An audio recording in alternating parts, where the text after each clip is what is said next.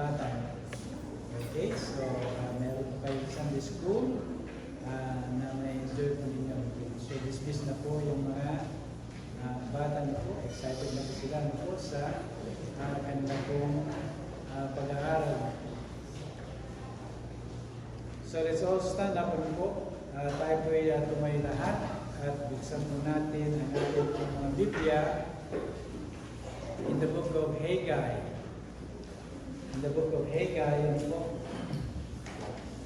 Babasahin po natin ang salit-salitan and then sabay po tayo po doon sa last verse.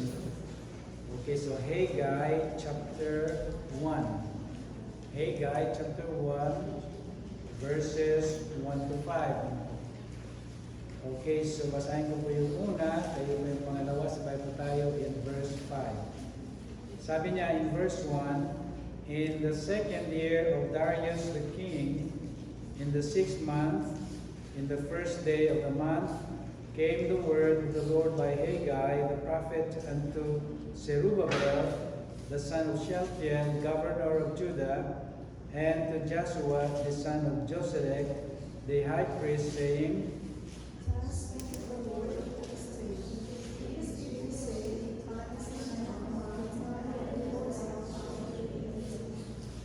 Then came the word of the Lord by Haggai the prophet, saying,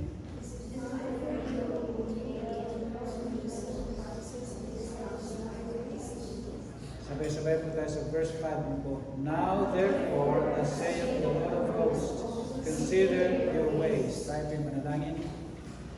Panginoon, maraming salamat po ulit, Panginoon, na sa oras ito, Panginoon, kami po ay muli mapakain po sa aming pong mga kaluluwa na sinabi po ninyo, Panginoon, na higit po na mas mahalaga ang pagkain nito kaysa pagkain na nakalapag sa aming pong hapagkainan. Maalala po namin, Panginoon, ang inyo pong sinabi, men shall not live by bread alone, but by every word that proceeded out of the mouth of God. Kaya, Panginoon, dalayan po namin ang inyo pong patuloy pangungusap po sa bawat isa sa amin. Maalala naman ang bawat isa, Panginoon, ng panambahan, kailanman hindi nagiging panambahan kung wala pong desire, Panginoon, to obey. At ito'y naway makita ng bawat isa sa amin, Panginoon, sapagkat ang panambahan, Panginoon, hanggang ngayon ay nahanap po ninyo ang mga tunay na mananamba, Panginoon, na nanambahan sa Espiritu at katotohanan, Panginoon. Kaya dalayan po, Panginoon, ang patuloy na pagpapalaya niyo po sa panlilin lang ng dyablo maging sa aming pong mga sarili. Dalasan, Panginoon, kami po, Panginoon, ang dahilan kung bakit nalilin lang po kami sapagkat laging sinusunod po namin, Panginoon, ang aming pong mga sariling reasoning, Panginoon, sariling kaalaman na hindi po naka-align sa inyong mga salita, Panginoon. Sarili, Panginoon, na kung saan nagiging Diyos, Panginoon, sapagkat ang aming sarili lagi ang nasusunod, Panginoon.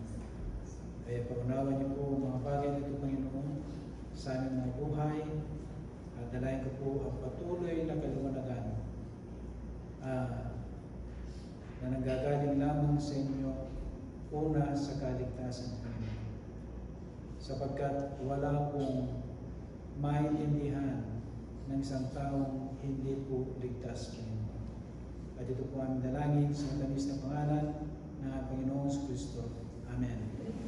Tayo po ay magpupulahan po.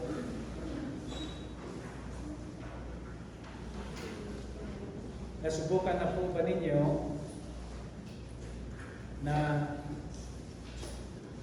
kayo po ay nasugatan ni hindi po ninyo alam na kayo po ay meron na palang sugat. At pag nakita ninyong may sugat po kayo, ay hindi mo rin alam kung paano ka nasugat. At ako po ay naranasan ko po yan, hindi lamang minsan, kundi maraming beses. Nagugulat na lang ako minsan po na meron palang dumudugo dito o dasgas dito sa aking pong kamay na dumudugo, hindi ko alam kung saan ako nasugatan. So, ito po yung eksaktong nangyayari dito po sa binasa po natin sa Book of Haggai. Ito po ang eksaktong nangyayari na po. At titingnan po natin ngayong umaga kung paano dinemonstrate ng ating pong Panginoon ang kanyang pag-ibig sa kanyang mga tao. At dito mga kapatid po, makikita po natin ngayong umaga yung pong pagpaparating ng ating pong Panginoon ng kanyang pong pag-ibig, not in a common way, pero in an uncommon way. Kadalasan po ang alam lamang po natin po yung pag-ibig ng Diyos when we receive something from God that is very common na alam natin na pag-ibig po ng Diyos. The love of God is commonly known as always backed up by the grace of God without accountability. Ang pag-ibig ng Diyos, kadalasan, ang pagkakilala po natin ay ito yung biyaya ng Diyos, and then we connect it to the love of God without accountability. And yun po yung pinaka-dangerous meaning ng love ng ating pong Panginoon. Romans chapter 6 verses 1 and 2 sabi niya, "What shall we say then? Shall we continue in sin that grace may abound? God forbid." So, while God is love, habang alam natin ang Diyos ay pag-ibig, He is also, maminamal kapatid po, holy, just, and righteous. So ang biyaya ng ating Panginoon, which a lot of times, kadalasan po, we connect it to the grace of God, na ang pagkahulugan po natin po is without accountability. Kaya yun po yung ibig sabihin po ni Paul po, nung sinabi niya, "What shall we say then? Shall we continue in sin that grace may abound?" And he answered his own question. Sabi po niya, God forbid. It is not so. How shall we, sabi niya dun sa verse 2, how shall we sin who were dead in sins and trespasses? In other words, we have been alive again. We have been resurrected to life. So, that's another question mark dun sa verse 2. Isa po sa mga ginagamit ng ating Panginoon for us to have a better understanding sa Kanya is questioning what you believe, questioning your ways, questioning your emotions, questioning your way of thinking, questioning everything that you're doing, ano po, if it is in line doon po sa katwiran ng ating pong Panginoon. So today we're going to see the unusual and unknown requirements of God's love. Ngayong umaga po ipapag-aralan po natin yung kakaiba po at hindi masyadong kilalang requirements ng pag-ibig po ng Diyos. Pinamagatan po natin ang ating mensahe ngayong umaga, simply the unusual requirements of love. The unusual requirements of love. Number one po. Number one, God's love requires confrontation. God's love requires confrontation. And that is very unusual, ano po. Unknown sa mga karamihan po ng mga Kristiyano. Pagka meron pong confrontation about holiness, about righteousness, and by the way, mga kapatid po, unholy and holy cannot blend together. Hindi po pwedeng magsama ang unholy and holy. They're always, mga kapatid po, they quarrel po. Ito po ay hindi pwedeng kailanman ay magsasama ang unholy and holy. It is impossible po to blend holy and unholy. So dito mga po ay makikita po natin each time na meron po mga confrontations about righteousness and about holiness. For example po, when you correct somebody, pagka meron kang kinorek about what is right, what is wrong po, pag meron kang kinorek po, how many of us are offended? Ayaw nang nagpapakorek po. Even if they know na tama yung sinasabi. He that hateth reproof, he that hateth correction. In the book of Proverbs, maminaman kami, is a fool. Sabi ng ating Panginoon. He is a fool. And she is a fool. So confrontation is part of God's love, mga Panginoon. God always confronts His people when pagka sila po ay napapariwara. That is His way of connecting sa Kanya pong mga tao na po. He confronts them. So love requires confrontation. Now notice with me, maminamang kapatid, in verse 5. Sabi niya sa verse 5, Now therefore, sabi niya, Thus saith the Lord of hosts, consider your ways. Consider your ways. Consider means, ang ibig sabihin ng consider dito, mga kapatid po, hindi ito yung pangkaraniwan na alam po natin na, okay, so i-consider mo yun, kung okay sa'yo, yun ang gawin natin. O, okay, ganun po na po. O kaya, i-consider mo yun, kung okay yung presyo, edi, we make a deal.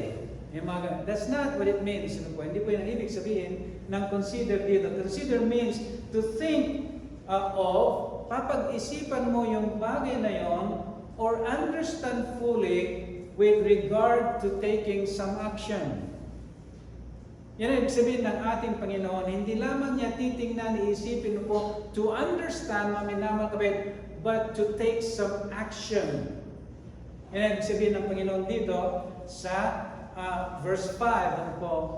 And iisipin mo na lang, mapagod po kung anong klaseng merong Diyos po tayo. Kung ang sinasabi lang niya dito, o sige, consider mo. Halimbawa, kung hindi mo makonsider, okay lang. Hindi po ganoon ang ating Panginoon. Ang ibig sabihin ng consider dito na po is to think fully, po, have an understanding of yung sinasabi ko sa iyo, and then take some action. Yun po yung sinasabi ng ating Panginoon dito po sa verse 5 when He said, consider your ways. Now, para maunawan po natin po yung nangyayari po dito, no po,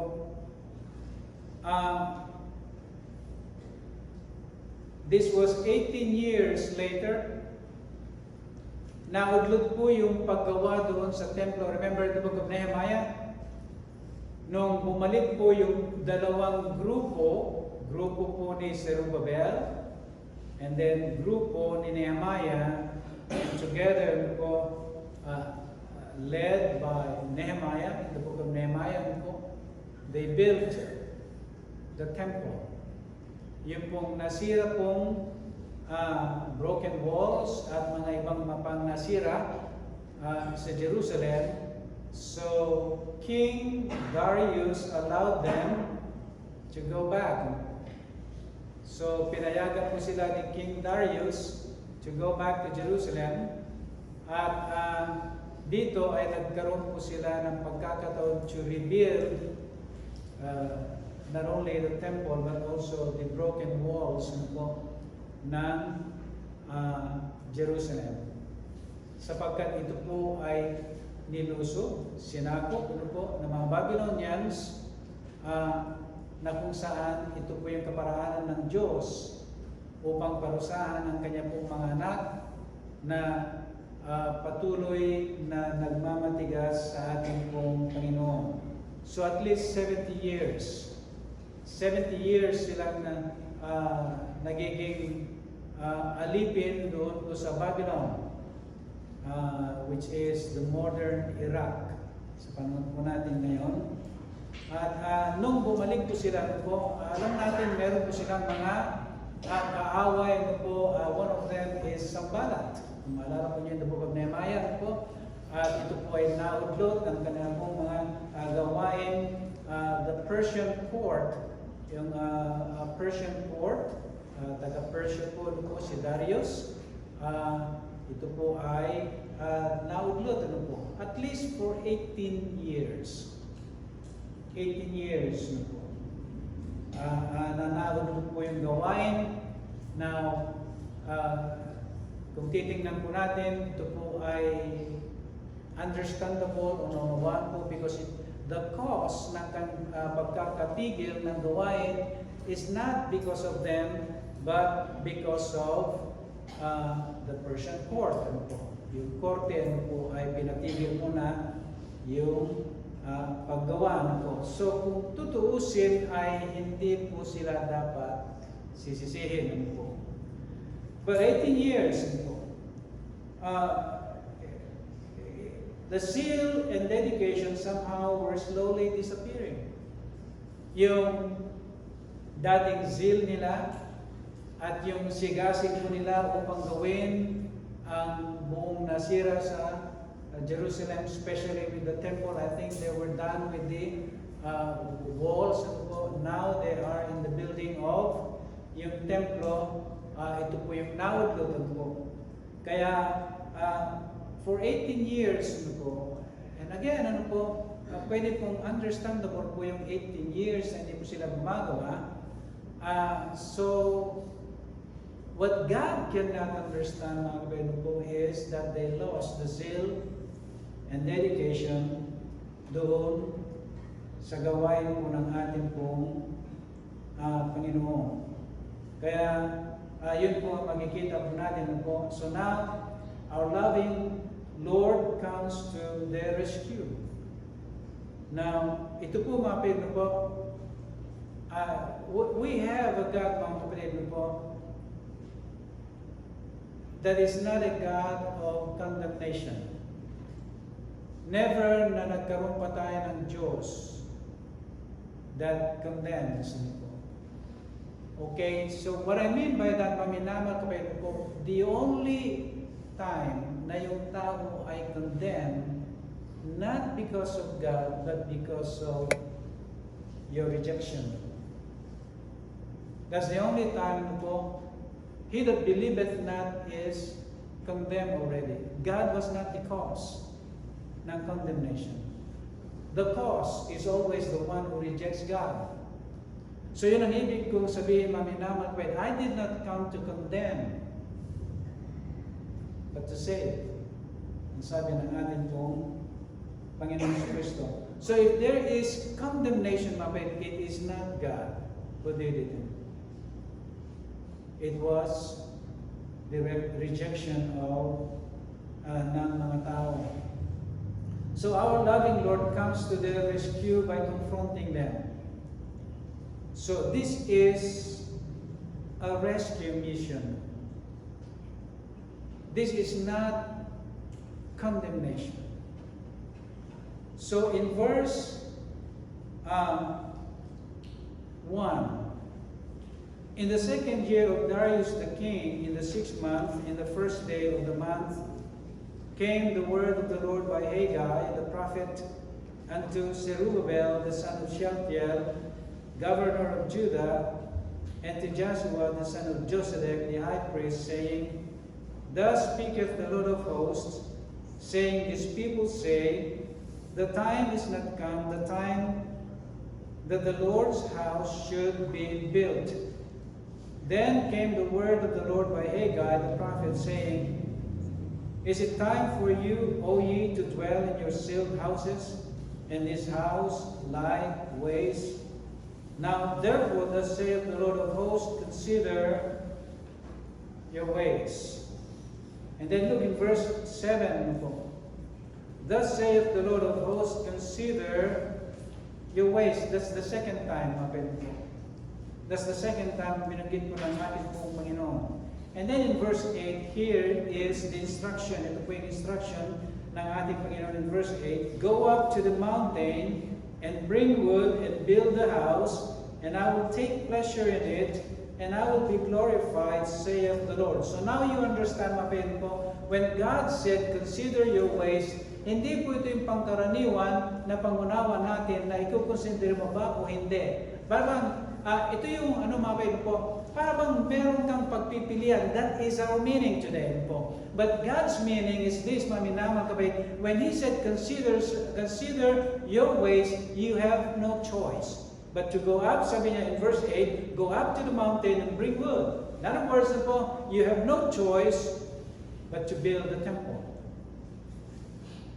So, yun ang ibig sabihin ng ating consider your ways. It's not giving you a choice.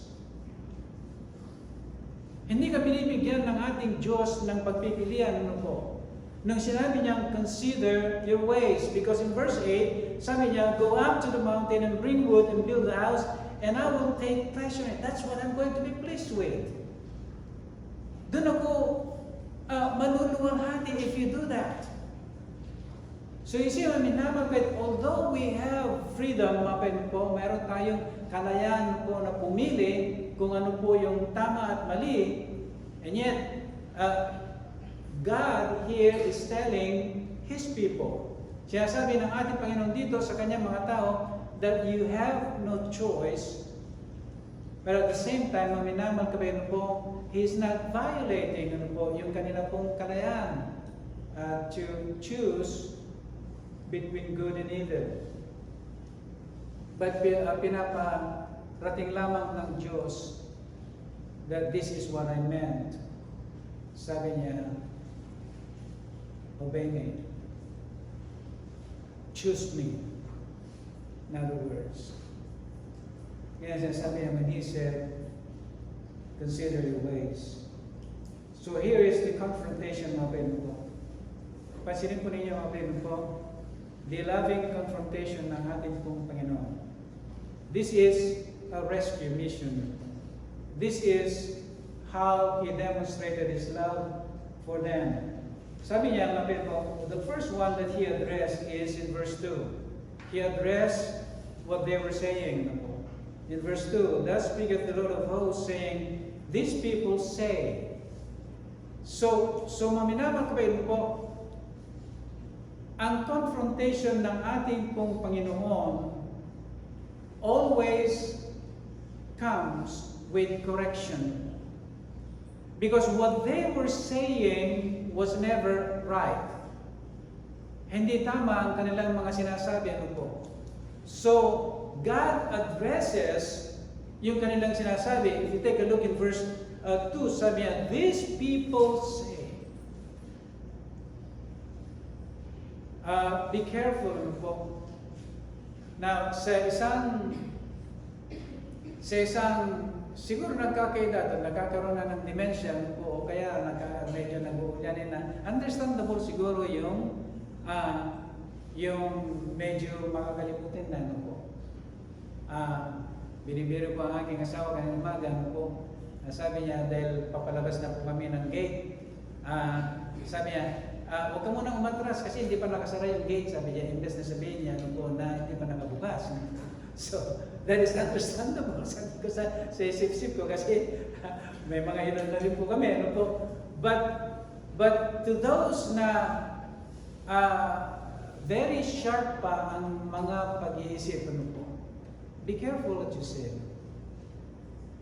Be careful what you are saying.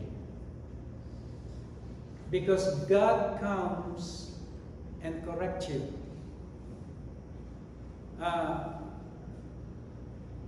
Ang ating Panginoon is very particular with the tongue. In the book of James chapter 3, mga kapatid po, the tongue is filled with wickedness. In James chapter 3, the tongue is hard to control. Sabi ni James. So, dito, mga kapatid po, so, binibiro ko ang aking asawa kanina umaga, ano po, sabi ko, huwag mas mabilis yung bibig, mas mabilis yung isip para hindi magkamali yung sasabihin, ano po. But the first one that God addressing here, mga kapatid po, is what they were saying. These people say in verse 2, sabi niya, the time is not come.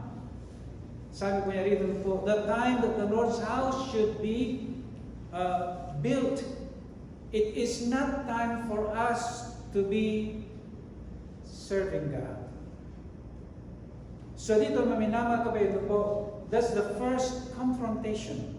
That's the first, ito po yung unang in-address ng ating Panginoon po. So we have to be careful, mga kapatid po, because the tongue, maminama ka ba, is sabi niya, is unruly. Ano po? Mabuti pa raw yung isang malaking barko na maliit lamang yung kanyang timon sa likod, and yet, kaya niyang kontrolin yung body ng barko na napakalaki. Mabuti pa raw yung animals, they can be controlled, ano po, rather than kumpara doon sa tongue, which is napakahirap kontrolin, ano po. So these people say, sabi po ng ating Panginoon, that is the first address ng ating Panginoon. So He was confronting them what they say. Now the Bible says, maminamal kapatid, what you think is what you say. Kadalasan mo po, pagka ano yung iniisip mo, is also what you're going to say. And therefore, maminamal kapatid, ito pong isip nito ay napakahalaga to be continually renewing. Yung isip na tumawid should be continually renewing, ano po? Renewing into the mind of God. In the book of Corinthians, 1 Corinthians chapter 1 or 2, last verse po yun, but we have the mind of God. But we have the mind of God. Magkakaroon lamang tayo ng isip na katulad ng isip ng Diyos if your mind is immersed by the Word of God.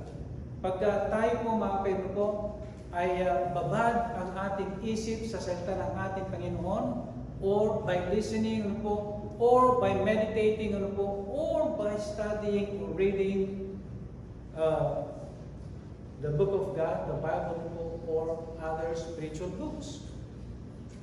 That's the only way you can have the mind of God, mga Panginoon. Kaya dito, mga Panginoon, He addressed what they were saying.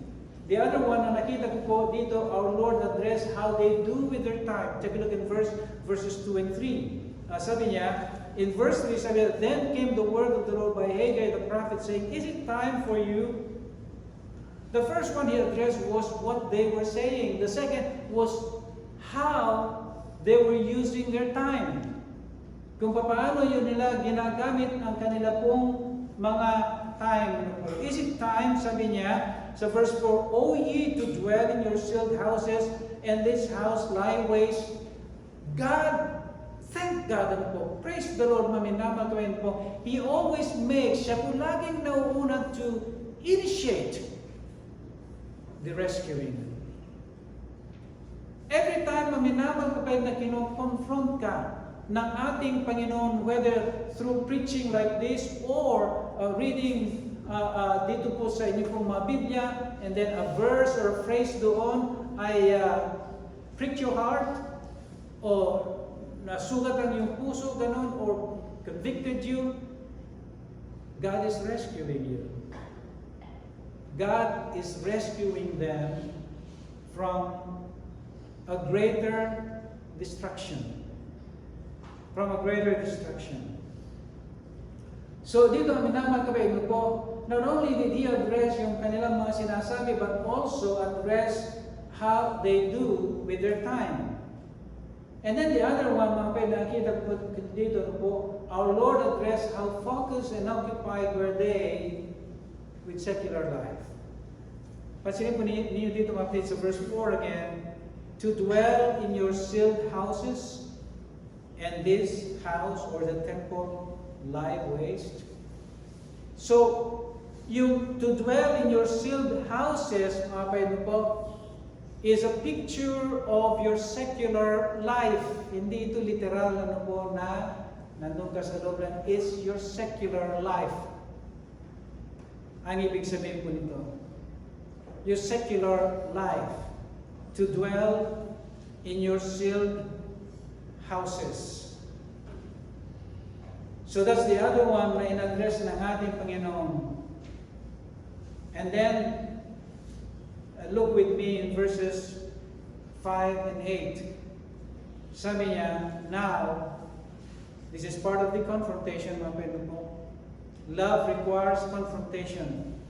In verse 5 sabi niya, now, therefore, thus saith the Lord of hosts, consider your ways.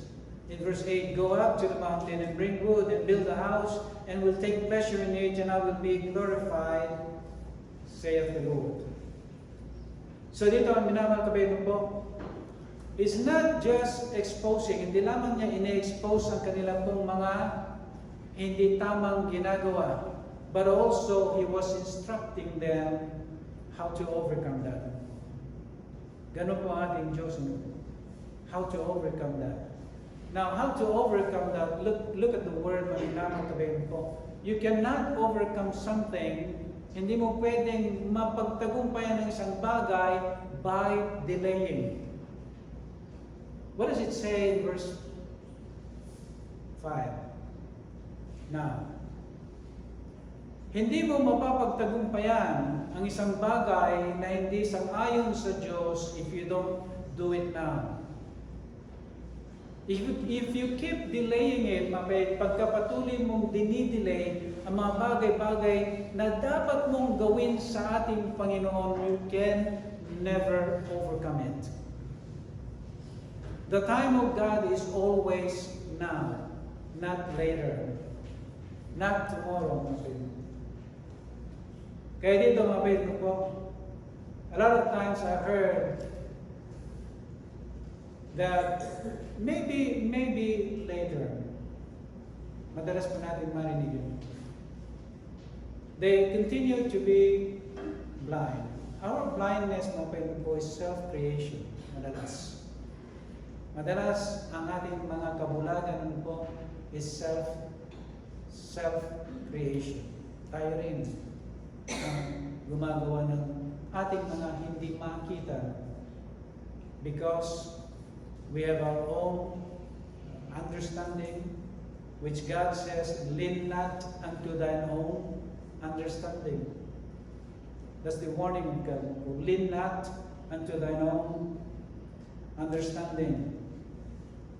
Now, a while ago, nakita po natin mga pero po that at least 18 years na hindi na po sila gumagawa. That's the history. Now, so we can call this as interruption. So the work of God was interrupted. How many interruptions that appear to be understandable? Pakiulitin kayo mga how many interruptions that appeared to be understandable and became acceptable to neglect God? Dahil parang katanggap-tanggap because hindi sila yung dahilan kung bakit na-interrupt yung gawain. But at the same time, maminamal kabayan po, the question is, God is here confronting them. How many interruptions that appeared to be understandable and became acceptable to neglect God? Nagiging katanggap-tanggap ngayon yun kasi understandable eh. And then to the point to neglect the work of God. Sabi natin po, hindi ko naman ginusto yun eh. Siya yung dahilan kung bakit hindi ko ginagawa ang bagay na ito ngayon. So how many times did we say that mga Panginoon po? God addressed what they were saying. And then, tanong ko maminamal ka ba po, many hates to be reminded that they should be kneeling down first, rather than checking their cell phones first, dahil sabi, ay baka merong importanteng mensahe that I need to respond to. So, ilan yung mga kapatid, ilan yung galit no po when you remind them to be praying first or kneeling down first, talking to God, rather than checking their phones first, kung meron pong mensahe o wala. And so, that is an interruption, self-created interruption, not done by others. Hindi katulad nila, that they were interrupted doon sa ginagawa nila by the court of Persia. Now, sa ating maminabal kabayan po, we were not interrupted by others, but we create our own interruptions by looking at our cell phones first, and then when you see na merong message, mga kapatid po, pag merong message, then for sure, kaya mo nga binuksan, di ba? At may nakita kang message, you start responding to these messages. Now, what happens when minamal ka po? By the time that you're ready to pray, what God has is the leftover time para sa Kanya. That's what you have for God. Yung leftover na time. Because what you did first is spending time with your cell phone rather than kneeling down first sa ating Panginoon and spending time with Him. Now what is... You're looking at your cell phone to look for messages, di po ba? Have you ever thought about this, mga baby po? Have you ever thought about this? What message? You're looking for a message doon sa iyong cell phone rather than praying first. What message you're sending to God? When you do that first, interrupting yourself in looking for messages sa iyong cell phone po. Pero hindi mo naalala, what message are you sending to God? Here you are busy or taking first na magtingin muna ng messages never thought of the message you're sending to God. Habi na ba sa guilty ito? Hindi naisip well, tinignan ko lang naman kung may mensahe. And then for all you know, you're spending all of them and then what is left sa ating Panginoon is your leftover time. What a shame. You don't even know you're sending a message to God by doing that. You're sending a message to God. And it's not a good message, mga Panginoon. You're sending to God if you take your phone first and look for messages And what's left is the leftover time para sa Panginoon. Shameful. Very shameful. Hindi nare-realize mga ganun. Only those, mga minamahal kabayan, who are growing in holiness and righteousness can see that. Kaya dito, mga minamahal kabayan po, pansinin po ninyo na po, one of their problems is prioritizing themselves. Is it time, sabi niya sa verse 4, O ye to dwell? They're prioritizing their secular lives, mga kabayan. Yun ang priority nila, mga minamahal kabayan po. And then, sabi niya rito, and this house or temple lie waste. So he's making a comparison of it. How come, sabi niya, that the second became the first?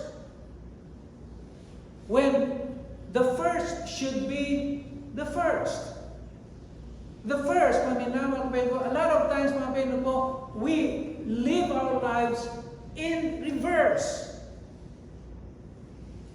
This is reverse po. Pabaliktad, mga minamahal kabayan po, because the second becomes first. Their secular lives. So sabi ng ating mga, seek you first the kingdom of God. And we always hear this, mga kabayan, madalas po natin narinig ito po. And I don't know if you understand what God meant. You probably, maaaring alam mo to intellectually, but you have never learned this in your heart. You have never learned this in your heart. It's another thing to learn that in heart. Actually, you can memorize it. You can memorize Matthew 6:33, seek you first, and then you rejoice in it without actually knowing it. You only know it by intellectually. Kaya dito ang minamahal kabayan po, this is a routine and a pattern in the lives of many Christians. Naging pattern sa mga Christians po. Even thinking that God can understand that because it is equally important, baka merong important message. What a corrupt mind. Very corrupt mind when you say, baka merong important message, and then set aside you're praying po, and comes, what is left is the leftover time. So, mangyayari ngayon po, it's a rush prayer. Magmamadali ka ngayon sa prayer mo because you spend all your time looking for messages, responding to these messages, because you say, this is what you say, because it is also important. Notice, mga minamahal kabayan po, ang sabi namin, these people say. Have you ever said, mga minamahal kabayan po, na kasi importante din, kaya nahuli ang aking prayer? Have you ever said that before? Are you actually doing that, mga kapatid? And continue to defend yourself? Continue to defend yourself na because it is equally important and so God will understand. I don't think so. You're sending a message to God. God is not your first. That's your message to God. That is your message to God. And this is, God is rescuing these people, mga minamahal, because they were wrong in all what they're saying, mga kapatid ko. If your heart is wrong, mga minamahal, if your thinking is wrong, your saying is wrong. Sigurado po yan, mga kapatid. If you're thinking, if your heart, we're all wrong, mga kapatid po, siguro ka, what you say is wrong. These people say, the time is not come, the time that the Lord's house should be built. So dito, minamahal kabayan ko po, these Christians never ask, how does God feel seeing I have put Him in the last? Hindi tinatanong yun. Wala silang evaluation po. Mga taong inuuna lagi yung cellphone upon the moment They regain consciousness. Paggising nila, yun ang ibig ko sabihin, the moment they regain consciousness sa kanilang mga kama, the very first thing that come to mind, baka meron akong message sa phone. You see, minamahal ko po, they never asked, how does God feel? They pray as if it doesn't matter to God whether He comes first or last. So mananalangin pa rin po.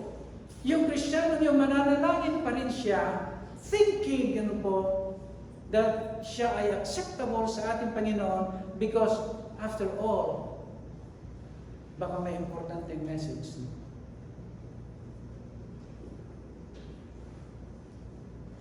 They are insensible enough to continue to pray that hindi mo makita hindi mo makita yung deep conviction. Hindi mo makita yung brokenness for giving God the last. Na siya yung laging nauna yung cellphone mo. Hindi mo makita yung brokenness mo. Then I wonder, maminamal ka po, if you have been given a new heart. I wonder if you have been given a new spirit. If you're not even convicted and when continue, and then here you are, maminamal ka after doing all these things in your phone, then God becomes the last, maminamal ka and then you pray confidently and comfortably as if you have been approved by God. As if you have been approved by God. Why? Because nagiging pattern sa iyong buhay mo. Why? Because nagiging at peace ka na doon, maminamal ka. Not even knowing, maminamal ka, that God never approves somebody who put things first other than God. I guarantee you that, maminamal ka. I guarantee you that. If your mind is not aligned with the instructions of God, I guarantee you, maminamal ka, you have never been approved to God. And here you are still praying to the Lord. What a deception. That's one of the greatest deception, maminamal ka po. I would think na ginagawa ko ng mga Christian ngayon po, giving the phone first rather than God. And using that excuse, baka merong importanteng mensahe. What could be more important, maminamal kapatid, than God? May I repeat that, kapatid. What could be more important than God? You see, maminamal kapatid po, God rescues these people, kapatid po. Thank God, maminamal kapatid po. Thank God for those who are willing to be proclaimers of God. He asked, hey guy, come and tell these people. Let us rescue them. For they know not what they're doing. Thank God for those who surrender their lives, having the courage to tell their sins. So dito, minamal kayo po.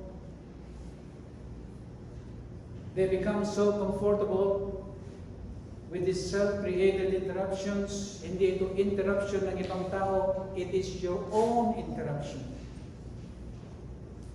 Your own interruption. They say these are also important. Expect the loving confrontation of God. Pansinin po ninyo, maminamal ka kayo po. This should build your fear sa ating Panginoon.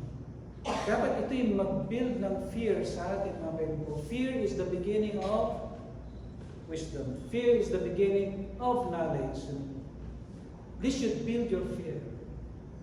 Why? Because here, these people were unaware. Hindi nila alam po that God is sending Haggai to confront them. Now, this should build our fear because it tells me that God knows everything about me.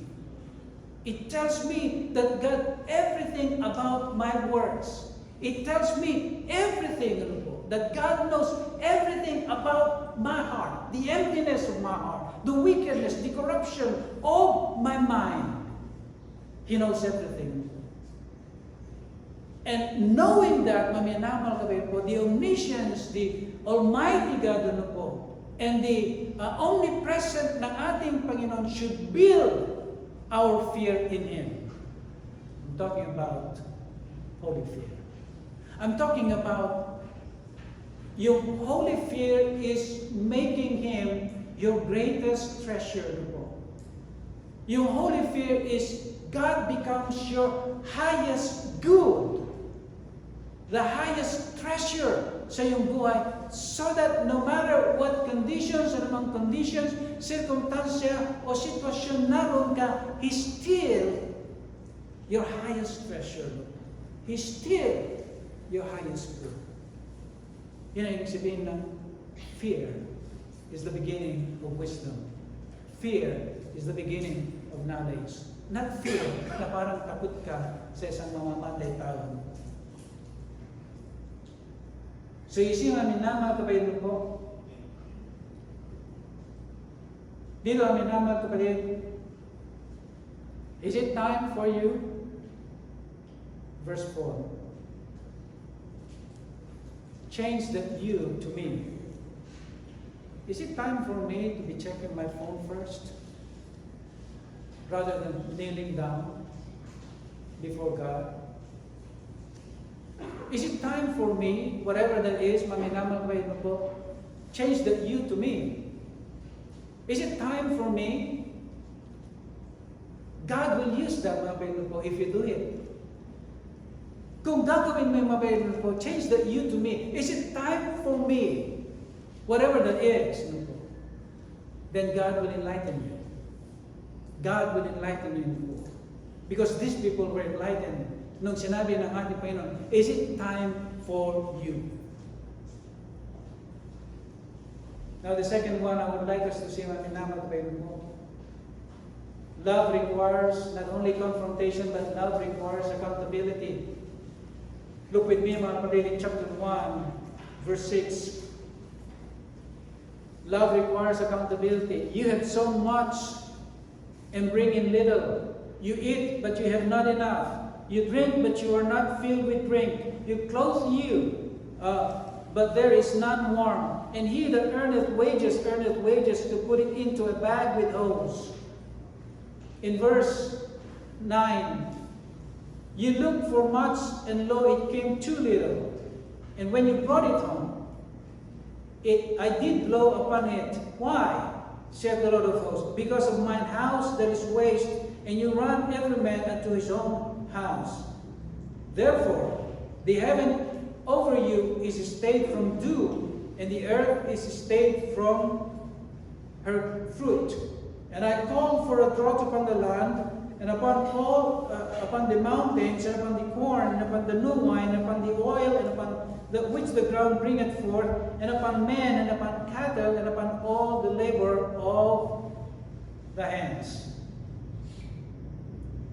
Pansinin po ninyo mga kaibigan po, while God is loving, He requires accountability. He requires accountability. Now let's take a look. The accountant here, mga kaibigan, is God. The giving of accounting, mga kapatid, ay yung mga Hudyo. Now, you may not like accounting, but this is an area that no one have a choice. Ito yung accounting ng Diyos na walang sino mang makakapamili. Because whether you like it or not, you're going to give account sa ating Panginoon. Remember that you are the creation of God. He is the Creator. Remember that He is God, and you're not. So whether you like it or not, mga minamahal kapatid ko, God is telling you that you have no choice but to give account. Now, dito sa ating Biblia, mga minamahal kapatid, makikita mo yung every eye shall see. In the book of Ephesians, ito po. Makikita mo dito, every knee shall bow. Nakita niyo yung everyone. No one is exempted, mga kapatid. That's why you have no choice. Wala kang choice once God, ang ating Panginoon, I will put you to the accounting. And then sabi niya, in the book of 2 Corinthians, chapter 5, verse 10, everyone shall give account. In the book of Timothy, judgment must come first in the household of faith. So, whether you like it or not, mga kapatid ko, you and I will give account. In the book of Revelation, sabi, I know thy works. In the book of Revelation. So dito, minamahal kapatid ko, you may not like accounting, but this is an area that no one have a choice. Everyone, even the unbelieving. The unbelieving, those great white throne judgments, they will give account of their works. Notice the boundaries, mga kapatid ko. Pansin po niyo in chapter 2, verse 5. Sabi niya, according to the word that I have covenanted with you when you came out of Egypt, so my spirit remaineth among you, fear ye not. So you see the word, maminaman pa, nakita niyo po the word covenant. Covenanted. It's a past, old agreement. Meron ng Diyos sa bawat isa sa atin po. It's not a new one. Hindi ito bagong agreement po. God put His law. Nilagay ng Diyos ang kanyang batas sa ating mga puso. The Bible says po, engraved in the heart. Now dito, minamahal kapatid po, not only that, but also we have the written law ng ating Panginoon. Ito yung ating boundaries. Meron kang makikita dito, maminamal kapatid, na hindi mo dapat gawin ito, dito ang dapat mong gawin. Sabi ng ating Panginoon, that's your boundary. That is the meaning ng covenant.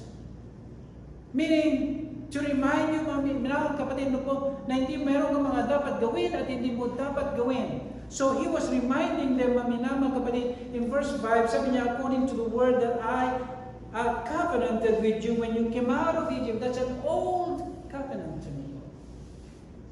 God did not change. You think God changed today? Nagbago ang ating Panginoon? Na inalis na niya ang iyong boundary so that you can do whatever you want? Palagay niyo nagbago ng ating Panginoon? Sabi sa Hebrews, maminaman kapatid po, chapter 13, verse 8, Jesus Christ is the same as yesterday, today, and forever. It hasn't changed. The boundary is still there. Meron ka pa rin hindi dapat gawin at meron ka pa rin mga dapat gawin sa atin, and that is our boundary. That's the covenant. Meron tayo sa ating pong Panginoon. Kaya dito ang minamahal kapatid po, take a look at the discipline ng ating Panginoon. Mga binasa po natin po, beginning in verse 6, you have sown much and bring in little, you eat but you have not enough. Take a look at the discipline of God. They have done the best they could. Yun ang ibig sabihin po, the verse 6, they have done the best they could. They sowed much. Nagtanim sila ng marami, expecting to reap much. They prayed too. These people are praying too, mga kapatid. But they don't even know, maminamang kapatid ko, they don't even know that God is involved itong mga frustrating results, discouraging results ng kanilang mga ginagawa. Napansin po ninyo mga kapatid, nothing is flourishing. Nothing is prospering po. We have so much, sabi niya, but bring in little. You eat, but you have not enough. In other words, maminahal kapatid po, nothing is prospering. Nothing.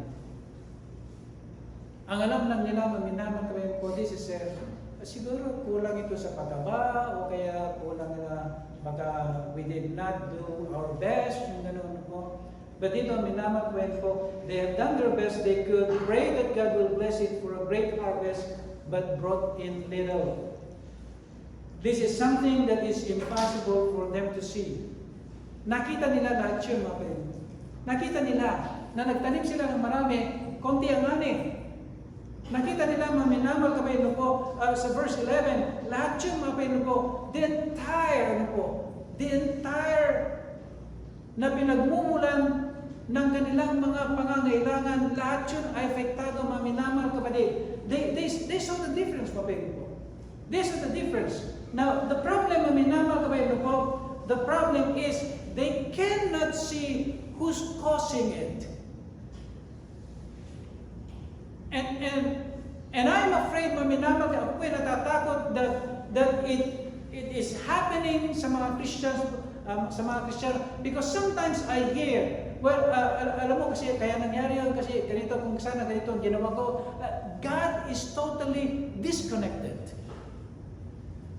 Maraming kadahilanan ng mga Kristiyano ngayon, mga kapatid, that whenever they reason out, mga kapatid mo, they reason out or defend themselves because nothing is prospering, this is simply the consequence of my mistake. This is simply the consequence of my shortcomings. This is simply the consequence of my sin, but never saw that it is God causing it.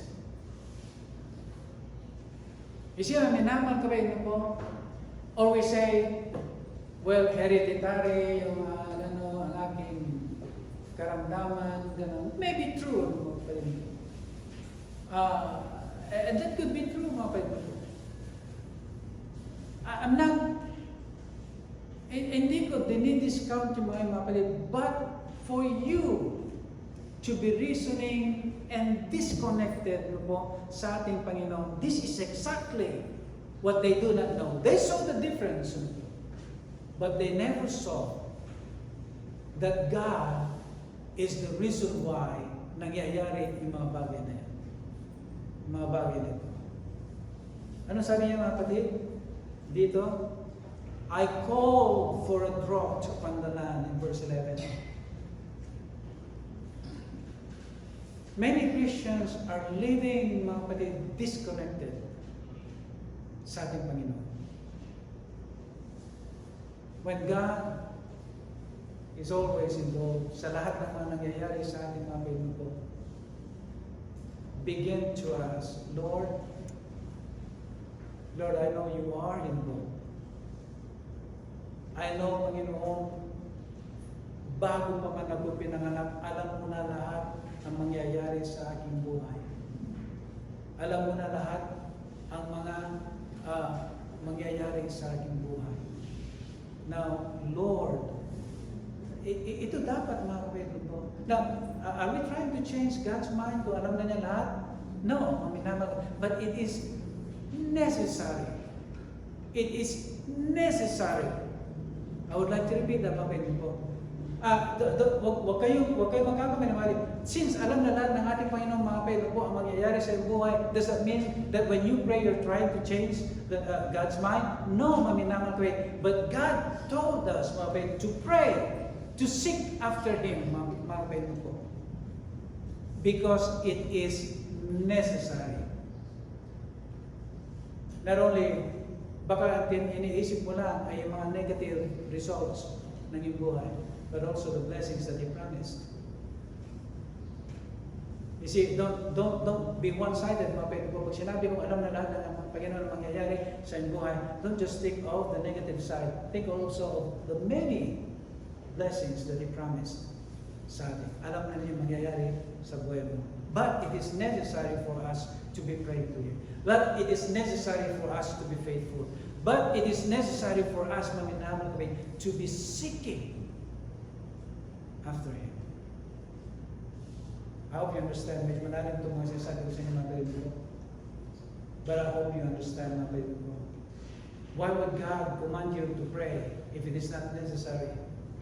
Although alam na niya. Why is it that God wants you to seek after Him if it is not necessary? I understand that minamahal ka. I don't have any conflict with that. Although alam na lahat ng Panginoon ang nangyari sa ating mga buhay, I don't have any. I fully understand, mga kapatid, that it is necessary. After all, mga kapatid, all the plans and thoughts of God for me is to prosper me and to give me an expected end. I have no problem with His foreknowledge. Wala akong problema sa kanyang foreknowledge.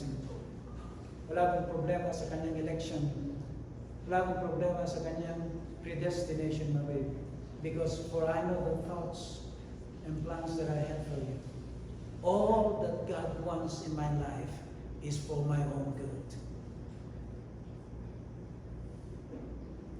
So dito, mga baby, we see the Lord rescuing them. Ang minamahal ko baby ko. They saw the results. They saw the difference much later. They saw the drought, but they cannot see God. God has to confront them. Praise the Lord for those who are willing to surrender their lives and be sent and proclaim the Word of God. Praise for those Christians who have enough courage, Christians who have backbones, to correct somebody, to bring the message of God. Pag ang isang kapwa Kristiyano ay hindi lumalakad sang-ayon po sa ating pong Panginoon. I saw that when I saw how important proclaimers are. Because, pansinin niyo po ninyo dito mga pinin ko. Pansinin po ninyo mga pinin ko in verse 14. And the Lord stirred up the spirit of Zerubbabel, that's another one, the governor of Judah. And then, sabi niya, he stirred the spirit of Joshua, the priest. And then who else? Haggai. At least three of them. Three of them were instruments to bring the message of God. Zerubbabel, and then the priest, Josedek, and then Haggai. Thank God. Praise the Lord for those who are willing to go and proclaim the Word of God. And this is not just pastors. This is for everyone na meron pong courage, enough courage, meron pong backbone to tell what sin is.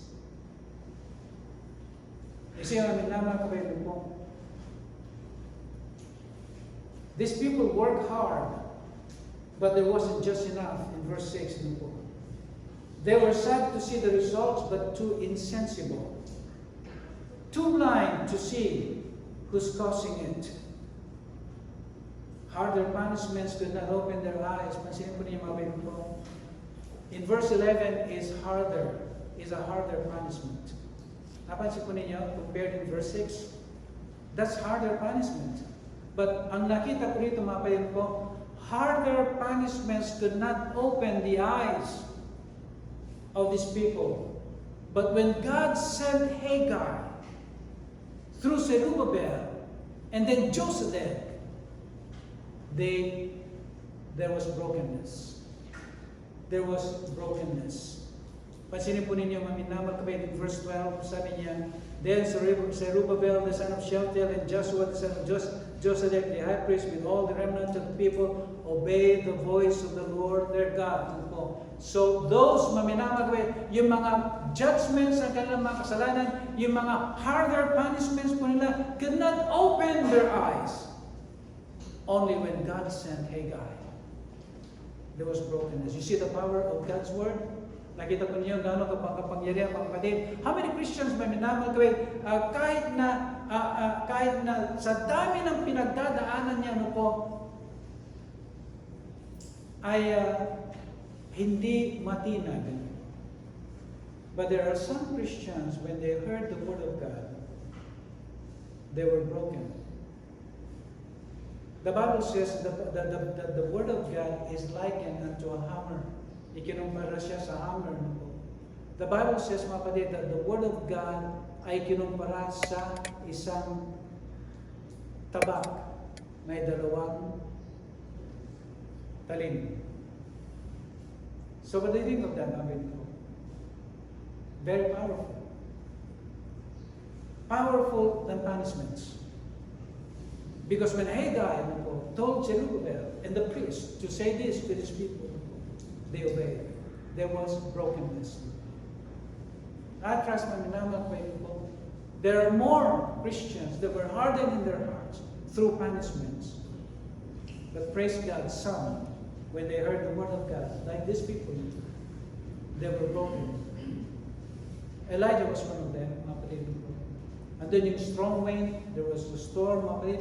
Nagtatago siya doon sa may mountain ko. Only when that still small voice, when he heard that still small voice, then he came out of that cave. Kaya dito ang minamahal kapatid ko, I praise God. I'm sharing with you my experience, my people. The Word of God is very powerful. It speaks to me every time I read it in the book. It speaks to me every time I meditate on it. It breaks my heart when I sin because it reminds me of what is said according to my sin. Breaks me. Kaya dito ang minamahal kapatid, love requires accountability.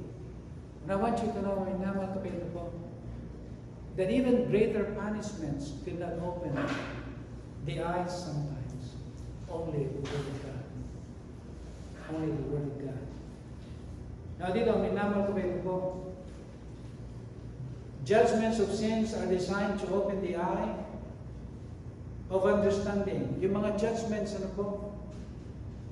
of sins are designed to open the eye of understanding. But punishments do not always work. Yung punishments do not always work. One could ask why. Verse 9. Look in verse 9. Sabi niya rito I did blow upon it. Why? Didn't know. Said the Lord of hosts, because of mine house that is waste, and you run every man unto his own house. In other words, you're all focused to your secular life. Yun ang ibig sabihin po niya, mga kapatid, and this is not a literal house, mga kapatid, God was talking about their secular life, not their spiritual life. They were all focused to their secular life. And so he asked, why? Do you want to know why? God says in verse 9, because you're all absorbed to your secular life. Sabi ng ating Panginoon. Kaya dito ang minamahal kapatid ko, even miracles cannot open the eye of a sinning person or Christian, mga kapatid ko. Sometimes even miracles. John chapter 6, the miracle of the feeding of the 5,000, all of them returned to the world. Even miracles sometimes cannot open the eyes. But the Word of God, my friend, was so powerful that when God sent Haggai through Zerubbabel and Josedek, my friend, the people obeyed. In verse 12, obeyed the voice of the Lord. There was brokenness. They didn't just obey without being broken. Hindi sila sumunod na minamahal without being broken. They were broken first by the message of Haggai. And they obeyed God. In other words, there was repentance. Meron pong repentance na nangyari when they obeyed. So dito ang minamahal po, there is accountability in a relationship. Don't you think so? Do you think there is accountability in a relationship? If you're married today, do you think you are accountable to that relationship? There is accountability in a relationship. We are accountable to the one who gave us life, right? Accountable po tayo to the one, Jesus Christ, who gave us life. We are accountable to the one who adopted us into His family. Right, mga kapatid? When you got saved, you were adopted into the family of God. And therefore, there is accountability in a relationship. He is now our Father, no po, and we are His children. There is accountability, no po, and love requires accountability. We're now like a wife. Tayo po ay ikinumpara sa isang asawa na naghihintay sa kanyang groom. Is it not? And therefore, it talks about relationship, mga kapatid po. We are accountable to this relationship being pictured as a wife, and he is pictured as the groom. So dito ang minaman ko po, He gave us commandments, covenant, and boundaries to this relationship.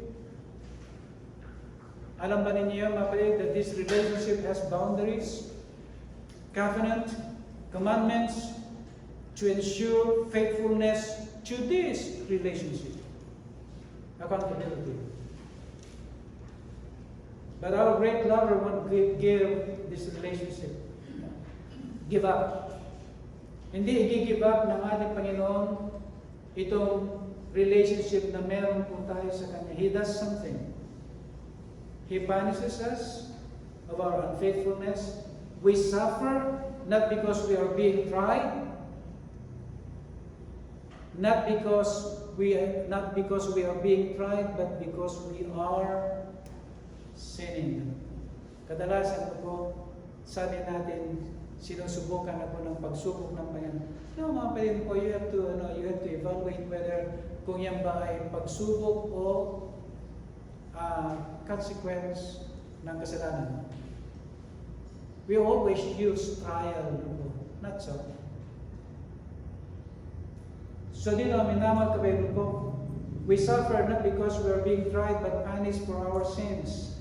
Katulad po nila, mga kapatid, we are hurt, wounded, but only see the natural cause. Yun lang ang nakikita nila. Siguro we did not do enough, sabi niya, kaya ang ani natin konti lang. O, wala kasi tayong patubig, kaya ganyan.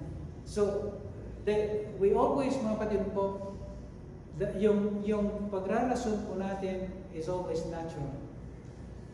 In other words, maminamal kami po, if that is yung reasoning po natin ay laging natural, God is disconnected. That was their reasoning po. These people say, they reason out, but it's always natural. They forget the supernatural causing yung mga nangyayari sa kanilang mga buhay. Do you see God in all that is happening in your life? Nakikita mo ba ang Diyos na kasama sa lahat ng nangyayari sa iyong buhay? Do you always see your miserable life? Nakikita mo lang ba sa iyong mga pangit na buhay, unblessed conditions as trials rather than judgments? Tinitingnan mo ba na ito ay pagsubok o judgment ng iyong kasalanan? If so, know by now that God is in it. Kung alam mo yung mga pwede po, alamin mo ngayon that God is in it, involved ang ating Panginoon. And He does this not to terrify you, but to restore you into this beautiful relationship that cost His life to give. That is to restore us, mga people. Will you say, Lord, I have sinned, rather than, Lord, alisin mo ako sa pagsubok nito. Tell God, Lord, I have sinned. Give me brokenness sa aking mga pagkakasala. Now, have you ever said this in your prayer, mga kapatid? After acknowledging your sins, Pagkatapos mong aminin yung pagkakasala, how many of you, maminamal kapatid, have said this? This is what I deserve. Nasabi mo na ba yun? Nasabi mo na ba yun sa pagpipray mo? Nasabi mo na ba, Lord, I have sinned. And I'm here not just to acknowledge my sin, but this is what I deserve. Now, Lord, give me grace to go through it. Bigyan mo ako ng biyaya hanggang sa matapos what I deserve. Not too many Christians, my friend, they only acknowledge their sins. They can never say, this is what I deserve for my sins. So, the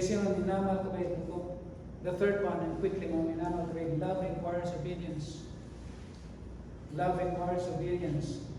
Nakita natin how necessary, how important, the revelation of God. The hard punishments na pinadala ng ating Panginoon did not open their eyes. They were not moved. But when God sent Haggai to bring the word, their eyes were opened. In chapter 1, verse 12, they obeyed the voice of the Lord their God and the words of Haggai, the prophet, as the Lord their God had sent him, and the people did fear before the Lord. Now, he was telling them, he was telling them, I know thy works. He was telling them, you have no strength of your own. He was telling them, be ye holy, for I am holy, just in all of my judgment. God is accountable to His nature.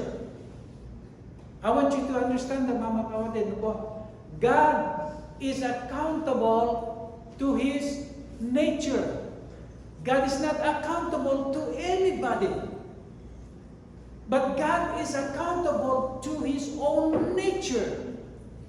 He is loving, but He is also holy. He is loving, but He is also just and righteous. He is accountable to His own nature. And therefore, maminamal kapatid, He punishes me as His child. He disciplines me as His child. Because God is accountable to His own nature. He is holy. He is righteous. And take a look, the benefit of understanding. They obeyed because, why did they obey? Bakit sila sumunod, mga pig? They obeyed because they understood it according to God's perspective. Naunawan nila sang-ayon doon sa unawa na gustong iparating ng Diyos. That's the reason why they obeyed it. They were not guessing. Hindi sila nanguhula, mga kapatid ko. They were obeying not mainly of the physical and material blessings na prinamis ng ating Panginoon, but began to see the glory of God again. Look with me in chapter 2, verse 3. Sabi niya, chapter 2, verse 3. Who is left among you that saw this house in her first glory? How do you see it now? Is it not in your eyes in comparison of it as nothing? So, what was the reason, mga kapatid, in verse 12 of chapter 1? Why did they obey? Is it mainly doon sa material blessings? Or physical blessings, mga kapatid? Or they're beginning to see the glory of God again? They obey mainly because they're beginning to see the glory of God again. That's the reason why they obeyed, mga kapatid. That is the benefit of understanding, mga kapatid ko. They were stirred by God to work because they see now differently. Kaya sila sumusunod, mga kapatid, is because they now have a different seeing. Iba na yung pananaw po nila ngayon. It was changed. Nabago ang kanilang pananaw. They were stirred to work and serve God with a holy fear and not with wrong motivations. That's the reason why they obeyed in verse 12, chapter 1. Because they have now holy fear. Not with the wrong motivations. They answered those questions. Look with me in chapter 2, verses 11. This is very important, mga people. In chapter 2, verse 11 to 15. Sabi po rito sa verse 11, in the 4th and 20th day of the 9th month, in the 2nd year of Darius, came the word of the Lord by Haggai the prophet, saying, Thus saith the Lord of hosts, ask now the priests of course concerning the law, saying, If one bear holy flesh in the skirt of his garment, and with his skirt do touch bread, or pottage, or wine, or oil, or any meat, shall it be holy? And the priest answered and said, No. Then said Haggai, If one that is unclean by a dead body and touch any of this, shall it be unclean? And the priest answered and said, It shall be unclean. Then answered Haggai and said, So is this people, and so is this nation before me, saith the Lord, and so is every work of their hands, and that which they offer there is unclean. Now I want you to see this, mga minamang kapatid ko. I want you to see this, mga minamang kapatid. They answered those questions.